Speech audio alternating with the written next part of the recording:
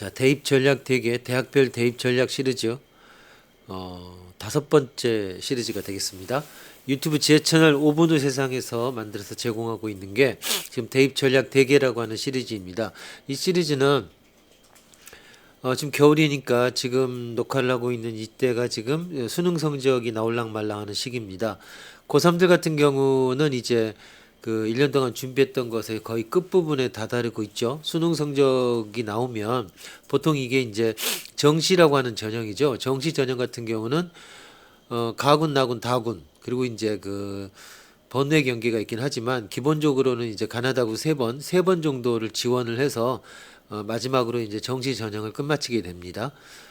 그러니까 우리나라의 대학 입학 제도라고 하는 것이 이렇게 수능을 대부분 모든 학생이 거의 다 보죠.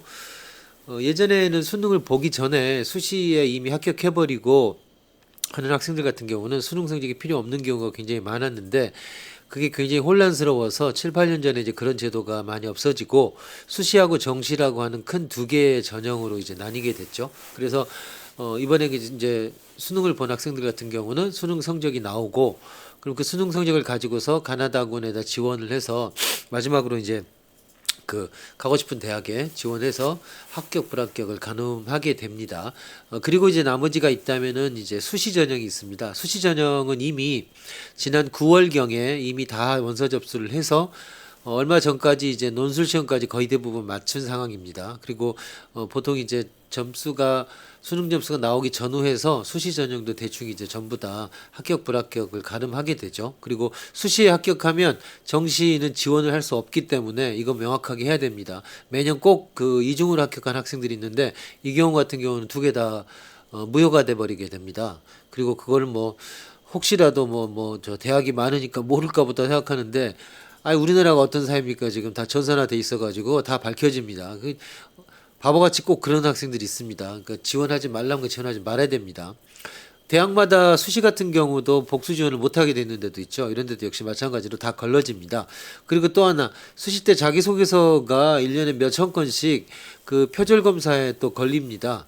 이것도 뭐 베낀 거 누가 알겠어? 뭐 이렇게 생각하는데 그렇지 않습니다. 전부 전산화돼서 표절 검사까지 전부 하게 됩니다. 그러니까 이런 것들 하지 말라는 거는 안 했으면 좋겠습니다. 다 되고 난 다음에 이런 걸로 불합격하면 어디 가서 말도 못하고 뭐 실력도 아닌 걸로 떨어진 거잖아요. 그러니까 그러면 이 뭡니까? 대학이라는 게 이제 그 정상적인 방법으로 충분히 갈 수 있고 준비할 수 있는데 바보처럼 이런 학생들도 상당히 사실은 많다라고 하는 게 안타까운 일입니다. 어쨌든 대입 전략 대개 지금 시리즈로 계엄리운 순으로 대학별로 쭉 진행해서 이 얘기를 쭉 하고 있습니다. 지난 그 사회 네 번째 거에서 이제 그 상명대나 이런 그 대학까지 했고요. 이제 지금 5번째는 숙명대 여대부터 시작해가지고 대학별로 수시 전형이 어떤 것이 있는지 정시 전형의 그 합격 기준도 얘기하겠지만 수시 전형을 기준으로 해서 전형의 종류와 합격할 수 있는 점수대 그리고 그 어떤 점에 주안점을 둬야 되는지 이런 것들을 중점적으로 해서 말씀드리도록 하겠습니다. 다시 제목을 말씀드리면 대입 전략 대개 넓게 크게 알아본다라는 의미입니다. 그리고 대학별 대입 전략 시리즈 대학별로 알아보고 있고요. 지금 이것은 사고력 훈련이라고 하는 것을 모토로 내세우고 있는 유튜브 지혜 채널 5분 후 세상에서 만들어서 제공하고 있습니다. 잠시 본문에 들어가기 전에 5분 후 세상에서 제공하고 있는 아이템들을 미리 좀 정리를 해서 말씀드리면 크게 사고력 훈련이라는 제목으로 그 5분 후 세상이라는 제목을 붙여놨고요. 5분 후 세상이라고 하는 것은 일본의 작가 중에 무라카미 류라고 있습니다. 무라카미 하루키 말고 류라고 하는 또 더 유명한 작가가 있는데 이 작가가 쓴 대체 역사 소설의 제목입니다. 이거는 일본에서 꽤 유행을 했었는데 당시에 역사소설 대체 역사소설이 꽤 유행해가지고 무라카미 류도 그 시류에 맞춰가지고 하나를 썼는데 5분 정도 정신을 잃고서 정신이 들어보니까 미래 세계로 변해 있더라. 그래서 그 세계에서 이제 주인공이 좌충우돌하는 그런 얘기를 다루고 있습니다. 상당히 그 아이템 자체가 재밌는 그런 얘기였는데 얘기는 그겁니다. 바뀐 세상에서 어떤 그 이상적인 그런 사회를 볼 것인가 뭐 그런 얘기였습니다. 그래서 거기에서 제목을 따오긴 했는데 어쨌든 제목을 그래서 5분 정도 시간을 투자하면 세상을 바꿀 수 있다라고 아무튼 거창하게는 해놨습니다.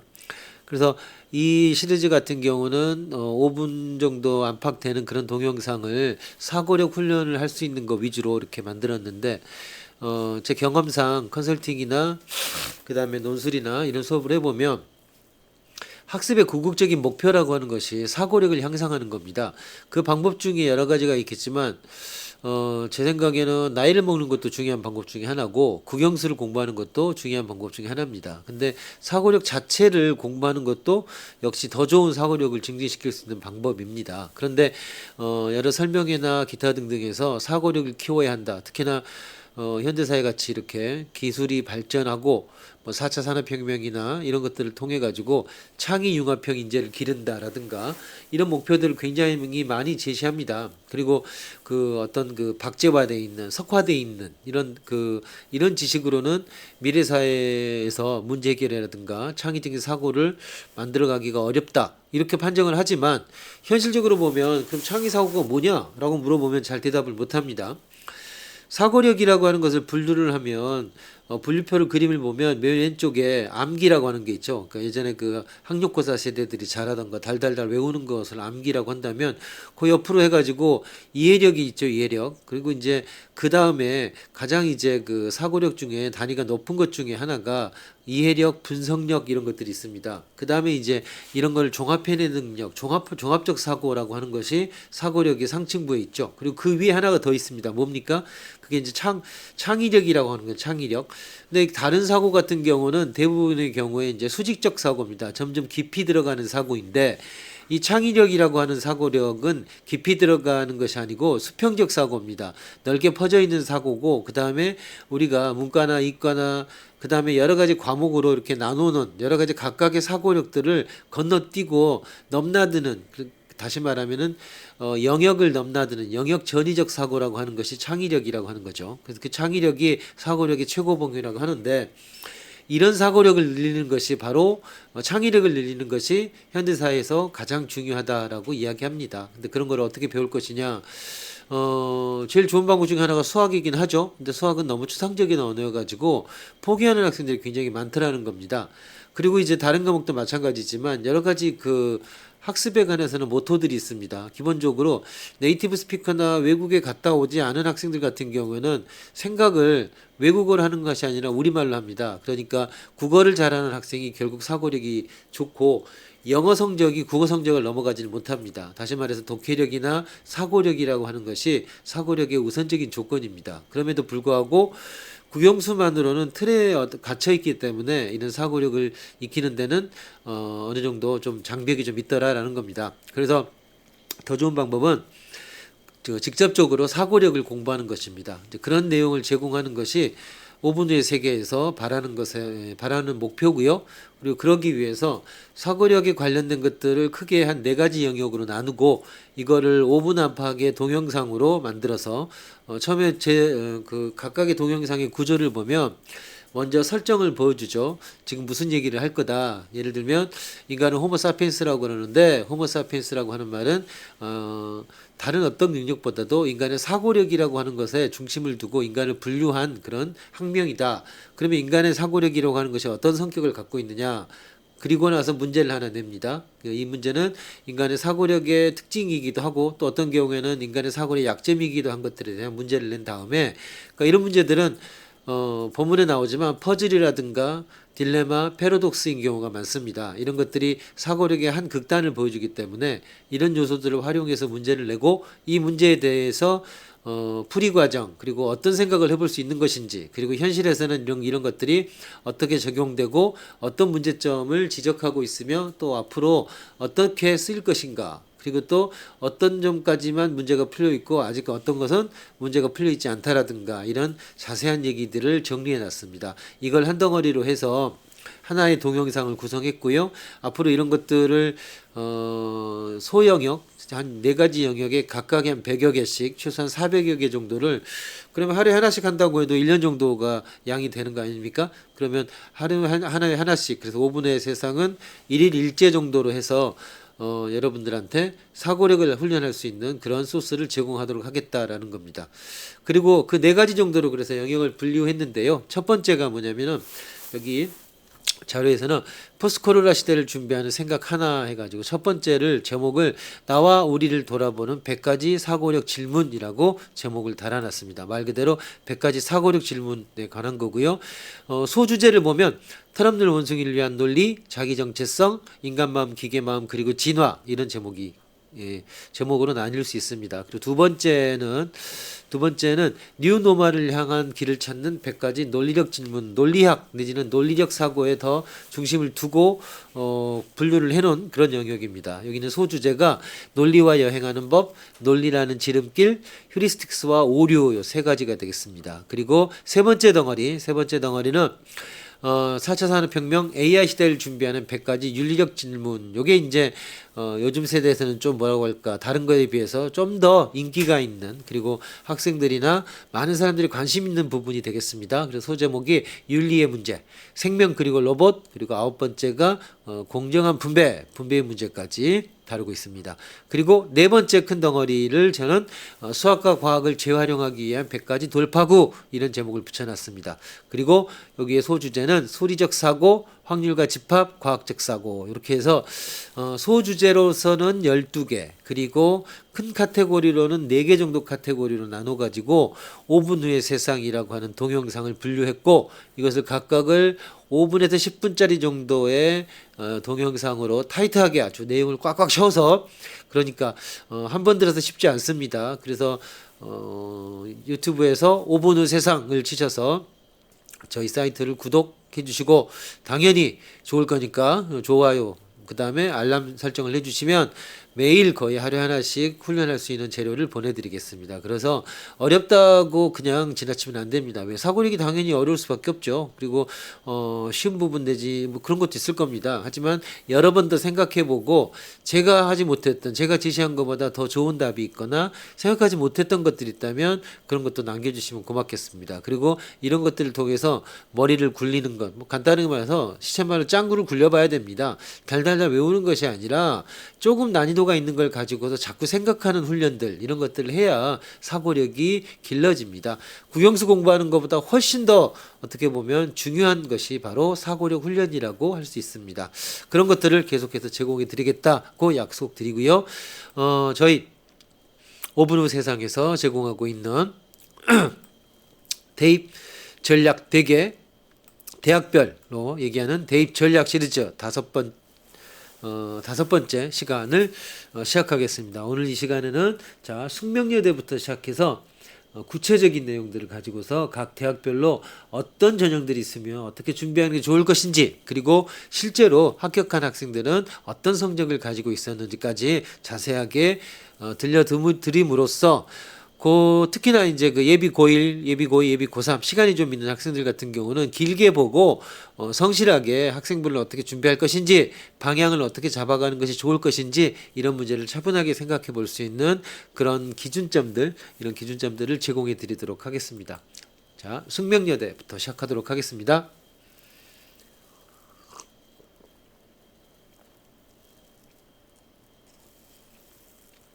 자, 숙명여대 같은 경우는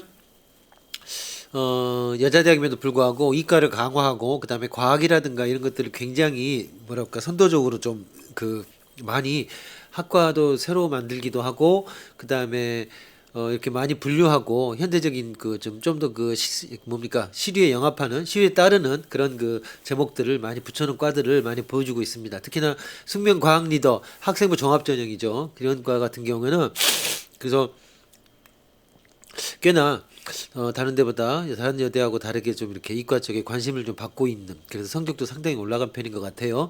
그래서 ICT 이게 융복합의 이제 통합적인 그런 통신 관련이죠. 그런 융합공학부라든가 이런 과들을 많이 수학과 원래는 과에다가 이렇게 좀 시류에 맞는 그런 과들을 만들어 놓고 나서 과학 리더 전형 이런 걸 만들어 놨습니다. 그 숙대 같은 경우는 수시 전형을 보면요. 숙대 과학 리더 전형이 있습니다. 이게 지금 내신이 반영이 없죠. 기타 반영이 100인데 실적과 면접 60으로 반영하니까 학생부 종합 전형입니다. 그 다음에 숙명 글로벌 인재 이게 문과 쪽에 말하자면 전형 과학 리더 비슷한 거겠죠. 숙명 글로벌 리더, 글로벌 인재, 그다음에 숙명 미래 리더 이런 거 같은 경우는 전부 다 기타 반영 비율이 100%인 면접이 60에다가 실적이 40%인 그 말하자면 일반적인 학생부 종합 전형의 형태를 띠고 있는 그런 전형입니다. 그리고 글로벌 인재 전형은 어학 인재 전형입니다. 어학 인재 전형. 그래서 외국어 면접이 60% 가산 점수가 들어가 있는 그런 전형이라고 하겠습니다. 그 다음에 숙대 같은 경우에는 내신 전형도 있습니다. 학생부 교과 전형이죠. 내신이 100% 반영되는 학업 우수자 전형이 지금 있습니다. 학생부 교과 100% 반영되고요. 앞에 그 시리즈 네 번째에서 학생부 교과 전형이면서 최저학력 기준을 적용하지 않는 그런 대학들이 있었습니다. 어디였을까요? 동덕여대하고 세종대가 있었죠. 이런 데 같은 경우에는 지방에 있는 학생 중에서 내신 성적이 좋은 학생들 와라.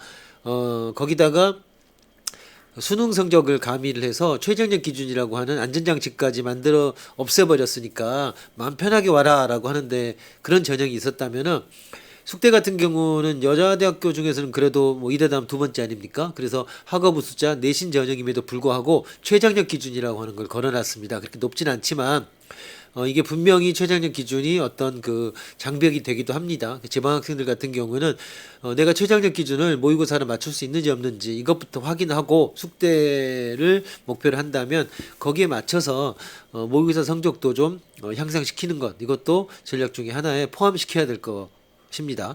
다음 두 번째 숙대 숙명 글로벌 인재 뭡니까? 어학 성적, 어학 특기자 전형이죠. 이 경우에 이제 두 가지가 있었죠. 어학 성적을 내라 마라 하는데 내라고 하는 데도 있고 내지 말라는 데도 있는데 기본적으로 단계적 전형이고 2단계 면접을 가게 되면 어학 성적, 어학 특기자 전형은 어학 성적이 분명히 반영이 될 수밖에 없습니다. 제일 많이 반영되는 경우가 어학 성적을 내지 말라고 하는 대신에 외국어 면접을 실시해 버리는 데들이 있는 거죠. 그러니까 어학 특기자 전형은 어떤 형태로든 어학을 잘하는 것들이 필요하더라라는 겁니다. 근데 그게 두 가지인 거죠. 만약에 이제 부모님을 따라서 외국에 가서 자연스럽게 말을 잘하게 됐던 경우, 그런 경우는 사실은 공인 성적을 만들기가 쉽지 않은 경우들이 있습니다. 이런 경우에는 이제 공인 성적이 어려우니까 이런 경우에는 성적을 내지 않고 대신에 해당되는 언어로 면접을 보는 그런 전형을 택하는 것이 맞겠다라는 겁니다. 그런데 어딘가요? 그러니까 국민대 같은 경우가 외국어 면접을 실시하고 있죠. 이런 경우가 있지만 그 외에 다른 경우에는 그 공인 외국어 성적을 내라고 합니다. 그러니까 그 여러 다른 나라 말이 있겠지만 영어를 기준으로 한다면은 IBT 인터넷 베이스죠. IBT 토플로 100점 정도, 요 정도면은 어느 대학이든지 간에 어학특기자 전형은 대부분 최소 1단계 이상은 합격할 수 있는 성적이 됩니다. 그러니까 어학특기자 전형이다 그러면 토플로는 내가 100점 IBT요. 그 다음에 토익으로는 900점 요 정도는 성적을 맞춰야 되겠다. 이 정도는 준비를 하셔야 되는 것이 되는 게 그 정도가 맞겠다라는 겁니다. 우리나라가 세계화된 이후로 특례라고 있죠. 부모님하고 이제 외국에서 몇 년 이상 살다 온 그런 경우에 이제 당연히 이제 우리나라 성적이나 이런 게 없으니까 외국 성적을 가지고 대학을 가는 특례라는 것이 있는데 특례에도 굉장히 많이 숫자가 늘어나서 경쟁률이 어마어마하게 세졌습니다. 어학특기자 전형도 마찬가지입니다.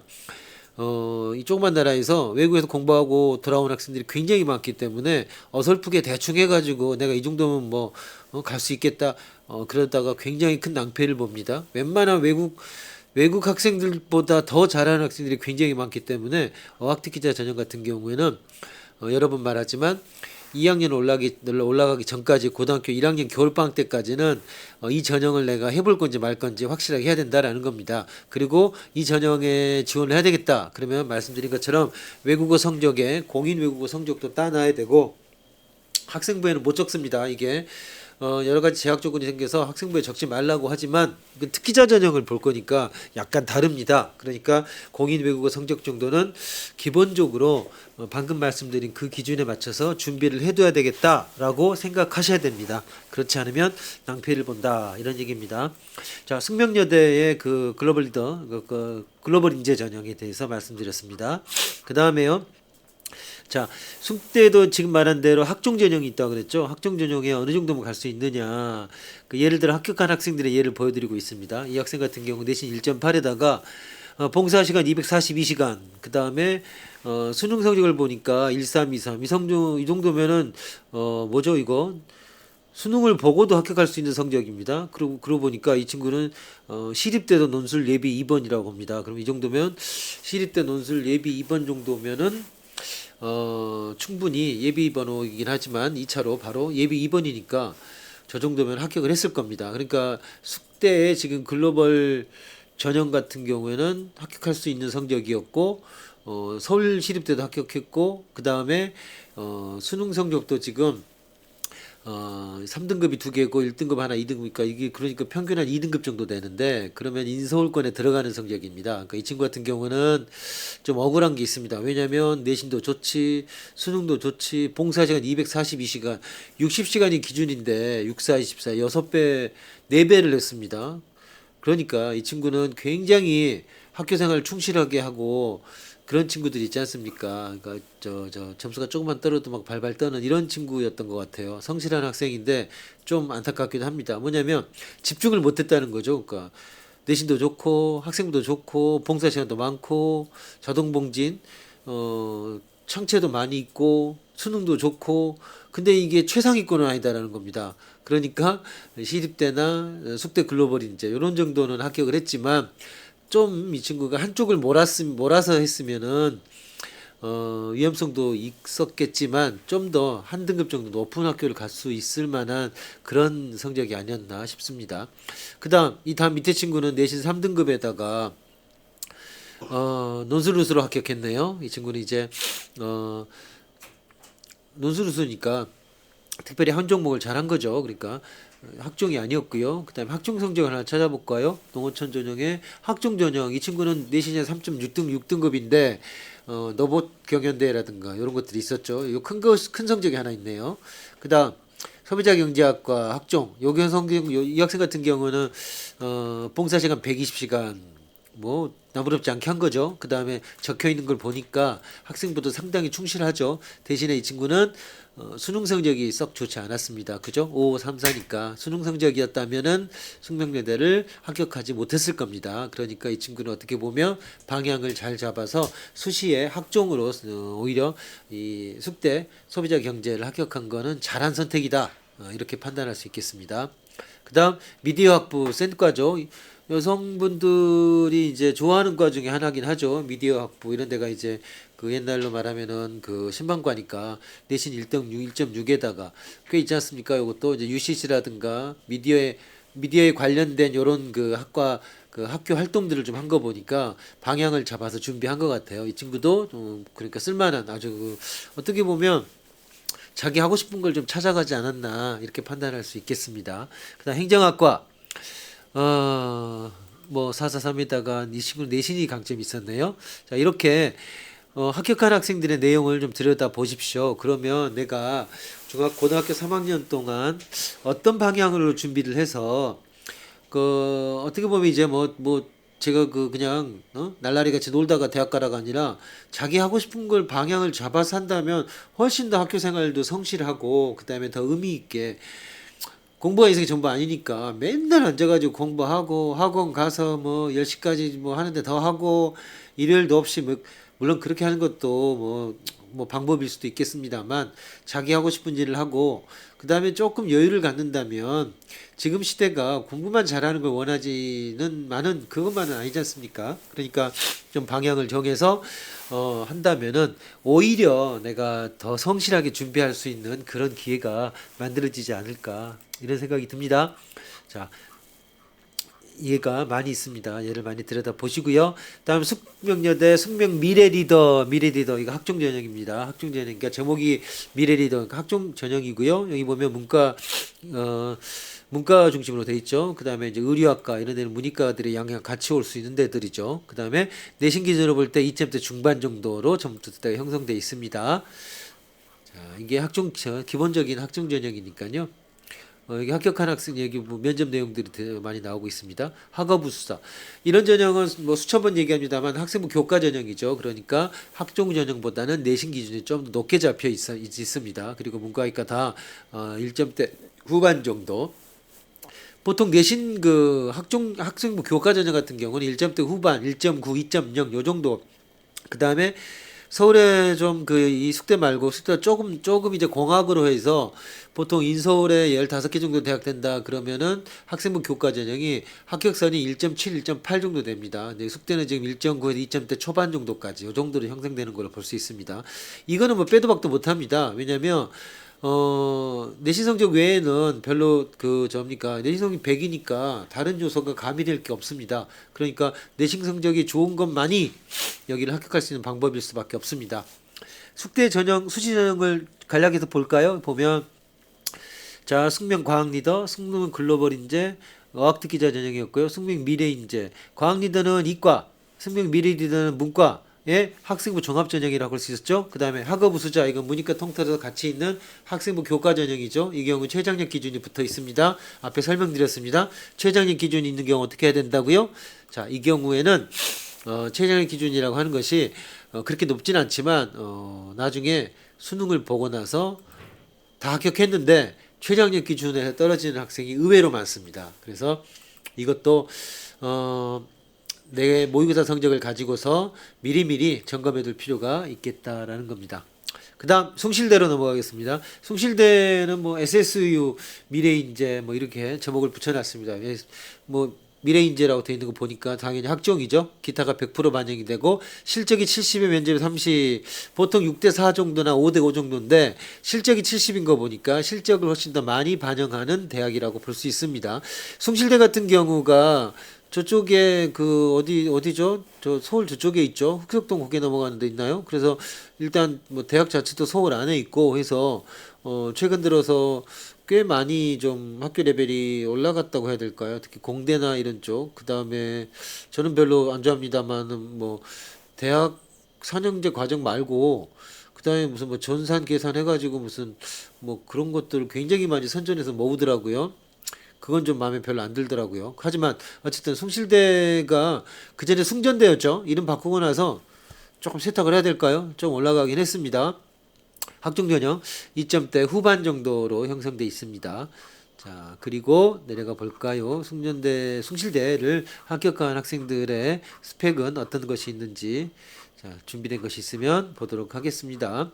자, 소프트웨어 특기자 이건 여러 번 얘기했죠. 소프트웨어 특기자라고 해서 이 소프트웨어 특기자는 과가 아닙니다. 과는 이제 소프트웨어 과나 멀티미디어 공학과 이런 것들의 과인데 특기자 전형입니다. 일종의. 근데 소프트웨어를 보겠다라는 겁니다. 이게 생긴 지 2, 3년 정도 됐는데 그렇게 썩 인기가 있는 것 같지는 않습니다만은 그래도 다른 데보다는 조금 더 몰리고 그다음에 이 경우에는 실기 위주로 전형이 이루어져 있기 때문에 요즘 그 학생들이 그 한동안 유행했던 코딩이라든가 코딩도 보니까 또 별것도 아닙니다만은 어쨌거나 그런 거에서 경연대회라든가 이런 것들이 좀 있어서 이런 게 이제 학생부도 못 적히지만 이런 거에 관심 있는 학생들한테 조금 더 맞는 전형이 아닐까 싶습니다.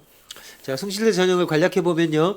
SSU 미래인재 전형이죠. 학종이죠. 그 다음에 소프트웨어 특기자 방금 얘기했고요. 이게 학종 전형입니다. 이런 전형들이 있고 학생부 교과 전형 전형 간단하죠. 자, 교과 전형 같은 경우는 또 말씀드린 것처럼 최장력 기준이 붙어 있습니다. 기준만 잘 봐두도록 하겠습니다.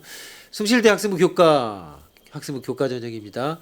자, 2점대 정도죠. 그러니까 아까 인서울에 명문대 15개면 1.78 정도인데 그걸 좀 벗어나고 조금 벗어났다. 아까 여자대학교인 숙대 정도 그 정도하고 비슷하다라고 보시면 되겠습니다. 그 정도로 보시면 되겠습니다. 합격해서 성적 볼까요? 2등급에 많이 적혀 있습니다. 이 친구는 수능은 없지만 2등급이면은 숭실대는 충분히 합격할 수 있는 내신만으로 보자면 그렇다 이런 얘기입니다. 2.6등급 정도면은 내신도 적절하고요. 그 다음에 많이 써져 있습니다. 아니나 다를까 이 친구는 또 다른 데도 굉장히 많이 합격했네요. 그랬을 겁니다. 자, 학생부 종합전형을 제가 은연중에 준비를 해라 이렇게 얘기하는 게 권유하고 있는 셈이 됩니다. 왜냐? 학생부 종합전형이라고 준비하는 건 어떻게 해야 됩니까? 내가 잘하는 것에 집중하는 겁니다. 그러면 고등학교 생활도 좋을 것이고 학생부 종합전형이라고 하는 것이 정양적, 양의 평가가 아니라 정성적 평가가 훨씬 많기 때문에 이걸 제대로 준비를 하면은 학교 레벨이 중위권 정도는 전부 다 커버할 수 있다라는 겁니다. 그리고 수시 뭡니까? 6개까지 지원할 수 있잖아요. 그러니까 학종이 준비가 돼 있으면 내가 만약에 1부터 10까지 정도 레벨이 있는데 스카이 같이 10 정도 레벨까지는 안 되더라도 6개니까 좀 높여서 내가 한 5, 6 정도는 합격할 수 있다 그러면 5, 6에다 하나 기준으로 놓고 그 위에 7, 8, 9 뭐 아니면 10까지도 해보는 거죠. 그리고 이제 좀 안정적으로 이제 또 재수한다면 재수하긴 좀 그러니까 그러면은 4나 3 정도까지 그러니까 이렇게 해서 6개 스펙트럼을 학종으로 딱 지원을 할 수만 있다면 좋지 않습니까? 그러면 그거를 준비하는 와중에서 내가 좋아하는 걸 했다면 가짜로 한 게 아니고 좋아하는 걸 했다면은 충분히 잘 준비됐고 그 다음에 그것들이 또 그러면 더 준비도 잘 될 것이고 그러면은 그걸 가지고서 수시 6개를 지원을 해놓으면 여러 스펙트럼을 쫙 해서 적절한 것부터 시작해서 조금 좀 발돋움 해보는 것까지 그다음 안정적인 것까지 이렇게 해볼 수 있지 않습니까? 그래서 학생부 종합전형을 지금 이제 고등학교 가서 시간이 좀 있는 학생들은 진로 활동 있지 않습니까? 이런 거 내가 해보고 싶은 거 이런 것도 좀 학교 안에서만 하지 말고 좀 방학 때는 좀 이렇게 학교에서 그런 거 있지 않습니까? 그 양식이 있어요. 어디 갔다 오면 이렇게 써서 제출하면 학생부에도 적히고 그렇습니다. 그러니까 이런 활동을 좀 적극적으로 해서 내 진로를 좀 개발하고 거기에 맞는 것들을 좀 학생부에 적힐 수 있도록 노력하는 이런 것들을 해보면 훨씬 더 학교 생활에 충실하고 고등학교 3학년이 저기 즐거울 겁니다. 그리고 대학도 생각보다 더 쉽게 갈 수 있는 이런 방법이 있으니까 지금 말한 것처럼 이런 학생들 같은 경우도 이 친구도 그렇죠. 굉장히 많이 적혀 있지 않습니까? 그리고 봉사시간 320시간 너무 많이 했습니다. 이거 기준이 60인데 거기다가 내신 2.4에다가 그쵸? 이것뿐만 아니라 굉장히 다른데도 여러 군데도 합격했습니다. 이 학생 같은 경우. 그러니까 오히려 이런 경우가 과한 거죠. 그죠? 그러니까 한쪽에 몰아서 좀 한다면은 오히려 더 이제 한쪽에 몰아서 한다면 또 이제 단점도 생기겠지만 그러면 특정 과라든가 특정 전공을 타겟으로 해가지고 학교 레벨을 훨씬 더 좀 높일 수 있는 그런 가능성이 생깁니다. 그런 것도 좀 고민을 해봐라. 자, 제가 지금 이 시리즈를 학교별로 말씀드리는 이유 중에 가장 중요한 이유가 바로 지금 이겁니다. 학교별로 각각의 합격한 학생들의 성적도 좀 알아보고 어떤 전형이 있고 내가 갈 수 있는 대학은 어느 정도인지 그리고 그 대학은 구체적으로 볼 때 어떤 방향으로 준비하는 것이 옳을지 이런 것들을 좀 알려드리고 싶어서 이걸 하고 있습니다. 그리고 그러면 대학마다 전형 요강이나 좀 바뀌긴 하지만 큰 그림에서는 그렇게 변하지 않으니까 앞으로 남은 시간 동안 딱 준비를 해보면 훨씬 더 좋겠다 이겁니다. 나중에 3학년 대 가서 와가지고 아이 좀 어떻게 하면 어떻게 좋을까요? 이렇게 얘기하는데 대부분의 학생들 3학년 때 그 학생부랑 가져온 걸 보면은 그 시쳇말로 고스톱 칠 때 사사구통이라는 거 있지 않습니까? 그 10끝짜리 5개가 1점인데 10끝짜리 4개, 5끝짜리 4개, P가 10개 1점인데 9개 뭐 되면 점수가 안 나는 거잖아요. 그러니까 열심히 했으나 5개, 10개 기준 안 맞으니까 4개, 4개, 9개 점수가 안 나는 안타까운 사태가 벌어지더라라는 겁니다. 그러니까 미리 기준을 알고 미리 목표를 더 좁혀가면 훨씬 더 좋은 준비를 할 수 있다. 이렇게 생각할 수 있겠다라는 겁니다. 아시겠죠? 자, 지금까지 숭실대에 대해서 이렇게 얘기했고 숭실대에 합격한 여러 학생들을 보여주고 있습니다. 2.4의 건축학부죠.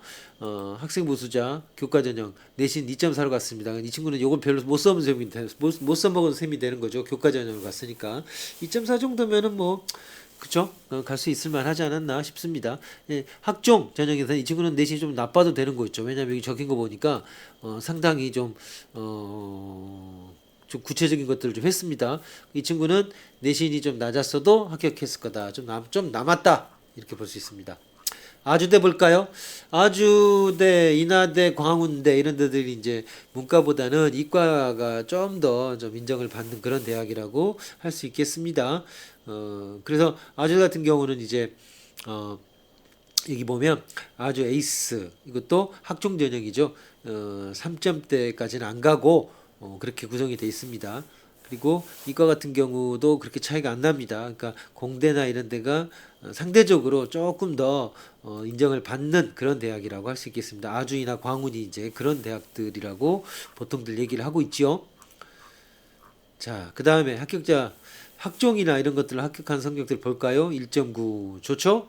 그 다음에 지금 뭡니까? 잘한 거죠. 자, 수능 성적 같은 경우를 보니까 택도 없는 성적이었습니다. 그러니까 수시를 방향을 잡아서 한 거는 굉장히 잘한 거다. 자, 이렇게 볼 수 있겠습니다. 그다음 아주도 소프트웨어 특기자 이건 얘기를 했죠. 당연히 공대나 이런 쪽이 강하니까 소프트웨어 특기자 전형이라고 하는 것이 만들어져 있는 게 당연합니다. 그다음 국방 IT 우수 이제 세종대도 있었고 고대 같은 경우 사이버 국방이 있고 근데 국방 쪽에 또 어떤 데 해병대나 이런 쪽하고 국방부나 이런 쪽하고 계약해 가지고 만들어진 과들입니다. 이 경우에는 이제 졸업하고 그런 방향으로 군대를 가거나 이럴 때 이제 어떤 이득이라든가 연계된 것들이 있기 때문에 거기하고 연관이 돼 있는 그런 과들이 좀 많이 있습니다. 이건 이제 호불호가 분명한 과인 것 같아요.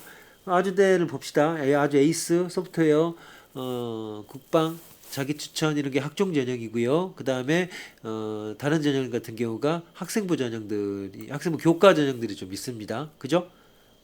자기 추천 이런 데 그 학종 전형 학생부 종합 전형은 실적을 위주로 가고 있고 그 다음에 내신이 70% 반영되고 기타가 실적으로 돼 있는 이런 데들이 이제 그 아주대 같은 경우에는 실적을 중심으로 해가지고 학종 전형 비슷하게 이런 이제 전형들을 지역 인재라든가 농어촌 전형이라든가 특성화고라든가 이런 특수한 경우는 내신을 가미해서 보는 그런 전형으로 만들어 놨습니다. 아주대 자기 추천 학종이죠. 학종 전형이고 대표적으로 보면 그 학종 전형이니까 2점대 후반 3점대 뭐 생각했던 예상했던 정도의 성적이라고 할 수 있죠. 아주 지역인재는 이제 지역인재 전형들이 있는 데가 몇 군데가 있습니다. 그러니까 이거 같은 경우는 그 지역 그 근처에 있는 학생이라든가 이런 쪽에 추천이라든가 연계되어 있는 학생들입니다. 그러니까 경쟁률이 다소 좀 줄어들 수 있겠다는 겁니다. 그런 장점이 있으니까 내가 조건이 되는지 반드시 확인해 보시기 바랍니다. 자, 아주대 학교생활 우수자 벌써 내신 전형이죠. 근데 여기는 이제 기타가 좀 실적이 좀 그러니까 말하자면 학생부를 좀 보겠다 이런 얘기입니다. 아주대 학생부를 좀 보니까 그럼에도 불구하고 학생부 교과 전형이니까 내신을 기준으로 봤을 때 조금 올라가 있죠. 하지만 지금 여기 보면 생각보다 좀 높죠. 2점대 중반 정도까지 가능합니다. 실점으로 좀 커버링하면 아주대 같은 경우는 2점대 초반 정도면은 충분히 합격할 수 있지 않나 그렇게 생각이 됩니다. 그게 더 편한 학생들이 많죠. 예를 들면 여기 보면 수능으로 보면 자 2등급 끝에까지보다 좀 더 위여야 됩니다. 그러니까 평균 2등급에다가 탐구 1등급이 정도 하나 더 껴있는 요 정도는 성격이 돼야 정시 때 갈 수 있다는 거죠. 그러니까 내신으로 준비하는 것도 좋은 방법 중에 하나다라고 할 수 있습니다. 다음 자 이번 시리즈의 이제 마지막으로 생각하고 있는 데가 연세대학교입니다. 연세대학교 같은 경우는 몇 가지 특징이 있죠. 먼저 이제 서울대 스카이라고 하는 데서 서울대 같은 경우는 전부 학종으로 뽑으니까요. 별개로 치고 연대 고대가 이제 사학의 쌍벽을 이루고 있는 데죠. 뭐가 다른가요? 연대는 학생부 교과 전형 내신만으로 갈 수 있는 전형이 없습니다. 고대도 사실상은 없는데 학교장 추천 전형으로 해서 내신이 50% 이상 50% 정도 방영이 되는 학교장 추천 전형이라고 하는 것이 이제 있습니다. 물론 그것도 내신으로만 갈 수 있는 전형은 아닙니다. 그러니까 연고대가 예전에는 연대가 내신으로 갈 수 있어서 내신 전형 중에 제일 점수가 높은 전형들이 있었는데 그 전형이 없어졌죠. 그러니까 학생부 교과 내신만으로는 연고대를 갈 수 없다는 거 분명합니다. 그 다음에 고대 같은 경우는 학교장 추천 전형이 1, 2가 되면서 논술을 없애버렸습니다. 그래서 고대가 논술 전형이 없습니다. 그래서 올해 같은 경우도 작년부터죠. 논술 전형이 좀 맥이 좀 빠지긴 했습니다. 왜냐면 연대 고대가 한쪽이 수능 전에 보면 한쪽은 수능 후에 봐서 연고대를 이렇게 나눠서 볼 수 있는 그래서 이제 긴장감이 있었는데 연대가 이번에는 보면서 수능 후로 다 밀어버렸기 때문에 수능 전에 보는 대학들이 별로 없는 데다가 맥이 좀 빠졌죠. 그래서 하지만 연대 같은 경우는 논술로 갈 수 있는 갈 수 있는 전형이 연대는 있다라는 겁니다. 그리고 또 보면은 둘 다 당연히 학생부 종합 전형이 있고 연대 같은 경우에는 고대는 학교장 추천이라고 하는 것을 특화되어 가고 있다면은 연대는 특기자 전형이 많다라는 겁니다. 특기자 전형 같은 경우에 또 뭐가 중요한 게냐면 자격 조건이 있습니다. 어려운 과목들 그러니까 만약에 고등학교 수준을 좀 넘는 것들 있죠.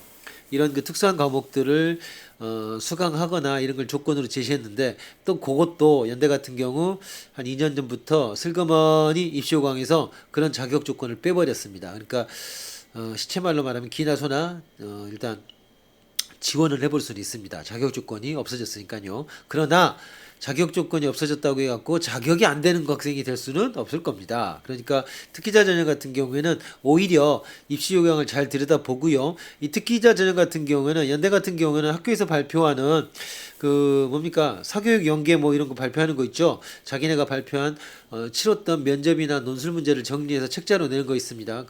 뭐 이런 단어가 생각이 안 납니다. 그것이 나오는데 거기 보면 굉장히 면접이라든가 이런 게 특화되어 있습니다. 특히 이제 송도 같은 경우에는 영어 제시문으로 해가지고 영어 제시문 플러스 도표가 들어가 있는 그런 그 면접으로 특화되어 있는 이런 면접도 있습니다.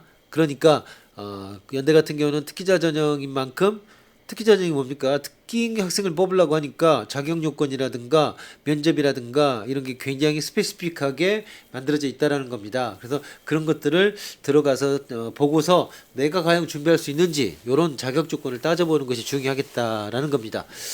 자, 자연계 특기자 전형과 면접이 세다는 거 당연하겠죠. 그러니까 제시문 기반 면접 실시 전형이 어떤 게 있느냐? 연대 과학공학 인재 260명 많지 않습니까? 수학 제시문을 활용해서 낸다. 연대 IT 명문 인재 얼마 안 되는데 집단 토론까지 본다더라. 자, 이런 토론이라든가 이런 면접은 매년 좀 바뀔 수는 있습니다. 어쨌든 그러나 다른 데 면접보다는 훨씬 더 준비가 필요하다는 것은 분명해 보입니다. 자, 기준으로 볼 때 연대 같은 경우 이런 과학공학 인재 면접 30%라고 해놨지만 면접의 내용을 들여다보면 상당히 스페시픽하다는 겁니다. 어딜 들어가 보라고요? 여기 있는 것도 있지만 제가 정리를 하긴 했지만 학교에서 매년 책자가 나옵니다. 자, 그래서 그 정도는 확실히 정보를 취합해서 알고 있어야 되겠죠. 연대 전형 볼까? 연대 한마음 전형 추천부 추천 이거는 이제 사회 기업의 전형이죠. 그다음에 특기자 전형 두 개 나눠집니다. 과학공학 이과죠. 특기자 전형 인문학 이제 문과죠. 그다음에 학종 그다음에 학종이 둘이 있습니다. 활동 우수형 면접형 요걸 하면서 학생부 교과를 없애버렸습니다. 이 두 가지 차이가 뭘까요? 내신이 들어가느냐 마느냐입니다. 학종 전형 면접형 같은 경우는 내신을 50%로 하되 면접의 점수가 반영이 많이 되게 해놨습니다. 그죠? 1단계에서 3배수를 뽑고 그런 다음에 학생부를 반영해서 2단계를 하고 거기에 면접을 60%를 반영을 하겠다라는 겁니다. 그래서 학종에서 면접형 같은 경우는 당연히 뭐 면접을 강화한다고 써놓은 거 아닙니까? 그 다음에 특기자 전형 아니면 학종 전형이다. 연대는 이렇게 보면 되겠다라는 겁니다. 그리고 기준은 뭐 말 하나 말하겠죠. 2.0 안쪽에 들어가 있는 게 맞을 겁니다. 맞습니다. 그리고 이게 인문학 특히 인문학 인재 같은 경우는 면접에서 난이도가 분명히 있을 것이고 그다음에 학생부에도 방향성이 명확하게 적혀 있어야 되겠다라는 겁니다. 자, 학생부에 적을 수 없는 것들이 많기 때문에 많이 못 적지만 그럼에도 불구하고 충분히 보여줄 수 있을 만큼 내용이 들어가 있어야 되겠다라는 겁니다. 그리고 그것들을 면접에서 확실하게 꼼꼼하게 따질 것이다 라는 겁니다. 학종, 면접형 뭐라고 그랬죠? 면접이 60% 면접이 세다는 거니까 내신도 줘야 되고요. 이 경우에는 자, 이 경우가 그 지금 다른 경희대하고 고교연계나 자, 전형 모양이 비슷하죠? 그죠? 네. 고대도 그렇고 서울대 자, 내신이 들어가는 그런 비슷한 전형들을 모아놨습니다. 자, 연대의 학종 면접형 같은 경우 면접이 60% 학생부가 50에다가 결국 보면 면접이 30이 되는 거겠죠. 그 다음에 실적이 20% 들어가는 거. 그러니까 가장 복잡한 형태의 전형인 거죠. 그러니까 내신도 좋은데 내신 좋은데다가 이 친구들 같은 경우에는 학생부에 어떤 방향성이 좀 있는 학생들이 더 낫겠다라는 겁니다. 근데 내신이 좋은 쪽으로 좀 갈 가능성이 높은 거죠. 그러니까 지방 학생들이 조금 더 유리할 가능성이 높다. 지방 학생들은 1점대에 가까우니까요. 그리고 만약에 내신이 1.5가 넘어가서 2점대까지 가면 안 되겠지만 그 사이 정도 되겠다. 그러면 학생부 종합에 저기 뭡니까? 면접형이 아니라 밑에 있는 활동 우수형. 말 그대로 학생부가 더 잘 적힌 내신은 조금 1.5에서 2.0 사이이면서 그러니까 학생부가 좀 떨어지거나 반응이 없다고 돼 있죠. 그 다음에 실적이 들어갈 겁니다. 아마 그거는 그러니까 이 경우에는 이제 학생부가 좀 더 강한 학생들 요런 학생들이 지원하는 거. 만약 둘 중에 하나를 선택해야 된다면 그런 차별성이 있겠다라는 겁니다. 자, 학교 간 학생들 뭐 보나 마나겠죠. 아까 말한 것처럼 학종은 그렇게 차이가 나지는 않습니다. 1.8, 1.2, 1.6 뭐 내신 예술입니다. 그 다음에 적혀 있는 것들 아마 굵직굵직한 것이 하나씩 있을 겁니다. 그리고 수능 성적도 나쁘진 않죠. 이 친구는 좋습니다. 그죠? 이 친구는 그러니까 다른 데도 합격했죠. 이렇게 테크노 아트나 국제학부 이런 데도 합격했네요. 2등급 요 정도면 이제 정시 때 연대는 불가능한 학생이었죠. 이 정도는 연대 아리까리하죠. 이거는 불가능하죠. 이런 학생들이 내신과 이 학생부로 해서 자 이렇게 수시에 연대를 합격했다는 겁니다. 아시겠죠? 그러니까 레벨을 어느 정도인지 한번 그 레벨을 잡아볼 수 있는 거 그것을 이런 것들에서 보시기 바랍니다. 이 친구는 뭐 사회학과 내신 1 수능 다 1 그죠? 그럼 이런 데를 한양대 경제학과 합격했겠죠. 서울대 사회학과는 떨어졌고 그다음에 요런 정도는 그러니까 문과 계열에서 웬만한 데는 다 합격할 만한 학생이었던 겁니다. 그렇죠? 그러니까 얼마나 디테일하게 악마는 디테일에 있다고 그런 거에 따위가 차이에 따라서 이렇게 상위권으로 올라가면 그런 것들이 이렇게 학교와 합부를 나누는 이런 사태들이 일어납니다. 이 친구 같은 경우 뭐 1.2에다가 465시간 난리입니다. 난리. 영어 관련 외부 활동까지 포함해서 야 이건 예술이죠. 자 수능이 조금 떨어지지만 그러니까 불문과를 합격할 수 있었다 이렇게 보입니다. 자 이런 내용들을 보시고요. 자 연대에 이어서 그 마지막으로 이제 그 넘어가기 전에 용인대하고 이제 그 뭡니까 몇 군데 대학은 그냥 알아두십시오. 용대 내신 자 학생부 이제 이런 대학들 같은 경우는 학생부 교과 전형들이 많습니다. 전부 다 학생부 교과 전형이죠. 지방으로 갈수록 학생부 종합이라고 돼 있지만 교과가 들어가는 전형들이 거의 대부분입니다. 지방 국립대도 학종임에도 불구하고 교과가 결국 판가름을 하더라고요. 사실은 그러니까 학종 전형이다 하면은 인서울권, 서울 중위권 대학들이 학종을 가지고 오히려 싸움을 하지 그 외의 대학들 같은 경우에는 내신 전형으로 거의 끝나는 경우가 많더라라는 거, 그것도 좀 알아두시기 바랍니다. 자 이렇게 해가지고 용인대까지 숙명여대부터 시작해서 숙명여대, 숭실대, 아주대, 연세대, 용대까지 해가지고 학교별로 수시 전형에 어떤 것들이 있는 것이 있는지, 그 다음에 합격한 학생들, 그 다음에 지원을 할 때 기준이 되는 성적은 어느 정도인지 이런 것들을 통틀어서 지금 시리즈로 하고 있는 것 중에 5번째 시리즈로 말씀을 드렸습니다. 마지막으로 또 한번 강조를 하자면요, 저희가 지금 이런 거는 뭐에다 하고 있다고요? 자, 유튜브에 뭐 약장사죠, 뭐 약장사 같이 들립니다만, 그리고 더 중요한 게 뭐냐면. 자, 사고력입니다. 사고력. 아무리 강조해도 지나치지 않다. 영어식 표현입니다만 사고력이라고 하는 것이 중요하다. 자, 공부를 해서 국영수를 해서 늘리는 사고력도 분명히 있습니다만 우리가 현실에서 사고력이라고 하는 것은 그보다 훨씬 더 다양합니다. 이제 그런 것들을 퍼즐, 딜레마, 패러독스 이런 것들을 활용해서 저희가 아주 다양한 형태의 사고력을 만들어 놨습니다. 그러니까 이것들 그런 거를 활용해 가지고 사고력을 하루에 하나씩 제가 생각하는 건 5분에서 몇 개 해봐야 30분 안짝인데 왔다 갔다 하면서 요즘 핸드폰 있지 않습니까? 그런 걸 가지고서 사고력을 충분히 준비할 수 있는 그런 시간을 마련했습니다. 그 공짜 아닙니까? 유튜브 광고만 봐주면 되는데 자 유튜브에서 5분 후 세상을 쳐가지고 이 로고가 있는 저희 5분 후 세상 사이트에 들어오셔가지고 채널을 구독, 좋아요 또 뭡니까 알람 설정까지 하면 거의 매일 생각해 볼 수 있는 문제 5분 안팎의 아주 재밌는 동영상 문제와 해설이 들어있는 동영상을 매 발행을 합니다. 구독할 수 있도록요. 그러면 그걸 보고서 듣고서 생각하고 사고력을 하나씩 사고력은 결국 누가 아무리 때린다고 되는 게 아닙니다. 그리고 머리가 나쁘다고 머리가 좋다고 그거 상관이 없는 거죠. 그러니까 사고력이라고 하는 것은 약간 난이도가 있는 것들을 지속적으로 내가 문제를 풀어보고 그 방법 말고 다른 방법도 있어. 해설을 보니까 이런 방법이 있다고 하는데 그 더 쉬운 방법이 있을걸? 아니야 이렇게 보니까 더 쉽더라.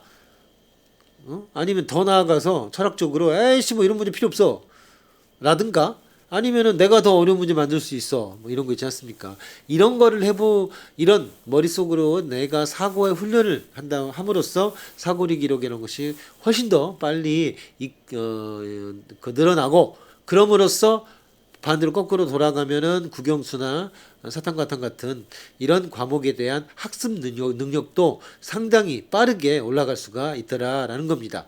아시겠죠? 그래서 국영수 이런 것에 매몰되지 말고 사고리기라고 하는 건 그리고 또 뭐 평소에 또 친구들 놀려먹기나 써먹을 것도 많아요. 그죠? 또 가끔은 또 공부를 하면서 우리가 잘난 척도 하고 그래야 되는 거 아닙니까?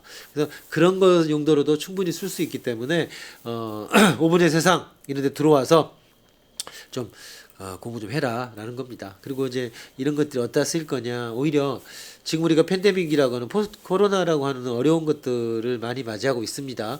덕분에 이제 우리나라가 오히려 선진국 반열에 올라갔다. 그 말은 선진국이 말이 선진국이 아니라 우리가 그동안 공동체라든가 그다음에 민주주의 아니면은 우리 부모님 세대로부터 시작해갖고 굉장히 힘들고 어려운 시기를 거쳐서 경제를 발전 산업화를 시켜왔기 때문에 우리가 근대화도 늦었고 식민지도 당했고 힘들었지만 우리가 이제 선진국이라고 해야 될까요? 뭐 그 단어가 중요한 건 아니지만 그나마 열심히 노력하면 어느 정도 돌려받는다. 뭐 그 정도는 그래도 그리고 노력한 만큼 어느 정도 생활을 유지해 갈 수 있다. 뭐 이 정도는 우리가 이제 됐다는 것을 이제 알게 됐지 않습니까? 하지만 이제 코로나가 또 종식이 된다고 해도 세상이 또 많이 바뀔 거라고 생각을 합니다. 그리고 많은 학자들이 그래서 포스트 코로나 시대가 새로운 노멀, 뉴 노멀이라고 하는 것들이 또 나오지 않겠는가 이렇게 하는데 그런 시대는 지금 우리가 동시에 4차 산업혁명이라고 하는 걸 겪고 있는데 좀 더 제가 말씀드리는 사고력이 더 필요하고 문제 해결력이 필요하고 또 어떤 다른 능력들 뭐 호모 엠파티쿠스라고도 하대요. 공감하는 능력이라든가 타인을 생각하는 거. 그러니까 예전처럼 무조건 생산력을 높이는 것만이 아니라 이제는 문화예술, 타인을 생각하는 거, 공감하는 거 이런 것도 새로운 능력이 되고 새로운 산업의 내용이 될 수도 있는 겁니다. 그래서 이 포스트 코로나를 맞이하는 준비하는 단계에서 오히려 제가 말하는 5분의 세상이 이런 컨텐츠들이 훨씬 도움이 될 거다. 그래서 몇 자 써놨습니다. 엎어진 김에 쉬어간다. 뭐라고요? 그런 거죠. 그러니까 이미 팬데믹을 겪으면서 다들 힘들어하긴 하지만 오히려 좀 생각 좀 하고 살자. 이런 얘기들을 하고 있습니다. 그리고 첫 번째 주제로 나와 우리를 돌아보는 100가지 사고력 질문. 자, 두 번째, 두 걸음 뒤로 좀 물러나서 생각해 보자 이런 얘기였습니다. 다음 세 번째, 뉴노멀. 자, 두 번째, 그러니까 뉴노멀. 두 번째가 논리적 문제들을 다루고 있고요. 세 번째가 퍼즐, 딜레마, 패러독스 이런 문제들을 활용해서 우리의 정신을 생각하는 사고력을 자극하는 그런 방식으로 저희가 만들었다라고 하는 걸 보여주고 있습니다. 그래서 세 번째 테마가 4차 산업혁명과 AI를 준비하는 윤리적 질문 이렇게 해놨고요. 네 번째가 수학과 과학을 한 걸음 뒤로 우리가 띵뛰기를 하기 위해서 좀 물러나 있어 스프링처럼 물러나 있어야 되듯이 자 이렇게 포스트 코로나를 오히려 좀 움츠려서 준비를 하자 이런 겁니다. 그래서 네 번째 주제로 수학과 과학을 재활용하기 위한 100가지 돌파구 이렇게 해놨습니다. 그리고 번호를 붙여놨지만 소주제로 12가지 정도를 나눠가지고 5분짜리 기준으로 따지면은 현재 한 400개 정도를 저희가 분류해서 열심히 만들어갖고 거의 하루에 하나씩 올리고 있습니다. 그리고 새해는 또 텍스트 기반으로 해가지고 또 이 문화예술까지 포함하는 이런 자료도 준비하고 있습니다. 그래서 구독하는 여러분께 매일매일 열심히 생각할 수 있는 기회를 주도록 하도록 하겠습니다. 그럼 여러분은 뭐 하라고요? 자, 유튜브에 5분 후 세상. 그죠? 좀 쳐서 들어오십시오. 그래가지고 채널 들어와서 구독하시고 좋아요 맨날 눌러주고 당연히 늘 그래야죠. 그다음에 광고 좀 봐주세요. 그러니까 그래야 저희도 먹고 살 거 아닙니까? 그 다음에 이제 알림까지 해놓으면 저희가 만들어진 거를 거의가 아니라 매일 하루에 하나씩은 올리라고 합니다. 하루에 한두 개씩은 갈 테니까 사고력 문제 하나에다가 텍스트 기반의 여러 가지 좋은 제시문들 이런 것들을 한번 쭉 읽어보면서 하루를 마무리하기 좋은 그런 글들까지 보내드리도록 하겠습니다. 그러니까 이런 것들을 활용해서 사고력이라든가 이런 거를 훈련하는데 사고력 하면 5분 후 세상 오히려 머리 아플 때 이런 문제를 풀면 또 다른 잡생각이 안 나지 않습니까? 예, 그럴 때도 아주 좋습니다. 그러니까 스트레스 쌓일 때 오히려 이런 것들을 하면서 머리 좀 써보면 오히려 훨씬 더 스트레스나 이런 게 풀릴 수도 있다라는 겁니다. 가끔 생각하는 것이 인생에 큰 도움이 된다. 이렇게 말씀드리도록 하겠습니다. 그리고 유명한 말 있지 않습니까? 현대 사회가 중요한 게 뭐냐? 내가 태도를 바꿈으로써 자, 세상도 바꿀 수 있다라는 그런 가능성이 생긴 것이 지금의 시대라고 생각합니다. 자, 사고력을 제공하고 있는 5분 후의 세상에 대한 광고였고요. 그 다음에 이 시리즈는 뭐였습니까? 자, 대입 전략 대개 5번째였고요. 한 기억 니은 손으로 대학을 세분화해서 설명드리는 것의 5번째 시간이었습니다. 이제 다음에 한 6번째까지 가면 한 6개 정도면 모든 대학을 제가 하고 싶었던 인서울 대학의 인서울권의 그러니까 중요한 대학은 거의 다 말씀드릴 수 있을 것 같습니다. 그 5번째 시간이었고요. 다시 내용을 말씀드리면 대입 전략 대개 대학별 대입 전략 시리즈였습니다. 이것은 특히 수시를 중심으로 해가지고 대학을 어떻게 시간을 여유를 가지고서 준비하는 것이 좋을 건가. 특히나 예비 고1, 예비 고2, 예비 고3 학생들한테 특화시켜서 차근차근히 준비할 수 있도록 어드바이스 하는 그런 내용을 전달해 드리려는 그런 목적의 시리즈였습니다. 자, 대입 전략 대개 5번째 시리즈는 여기까지 하겠습니다. 다음 시간에 또 뵙겠습니다. 감사합니다.